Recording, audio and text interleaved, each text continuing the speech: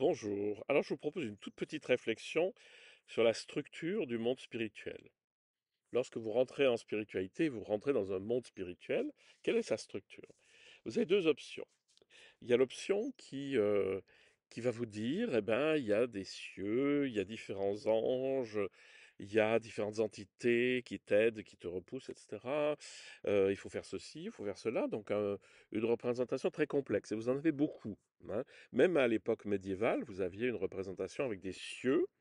Dans chaque ciel, il y a un ange. L'ange, c'est le messager de Dieu, vous attire dans son ciel et vous donne sa nature, etc. Puis on monte jusqu'à Dieu. Mais on peut aussi se planter et aller de l'autre côté, dans le non-amour. Et donc là, vous allez vers ce qu'on appelle les enfers, etc. Mais tout ça, c'est la structure intérieure.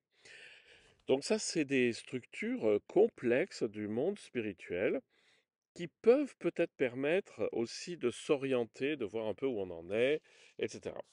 Il y a une autre manière de voir, c'est que le monde spirituel est justement totalement vide et que c'est cette vacuité qui est Dieu lui-même.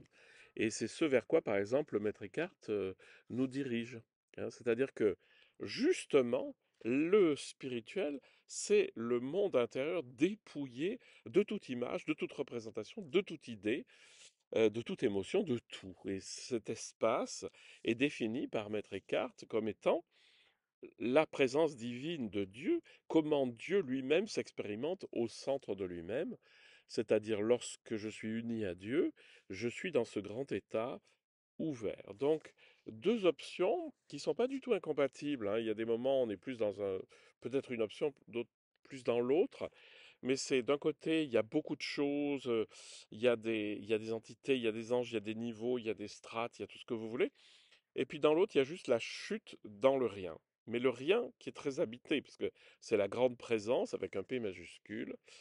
Voilà, donc c'est les deux représentations qu'on peut se faire de la spiritualité. Soit c'est simple, soit c'est compliqué, ou complexe plutôt.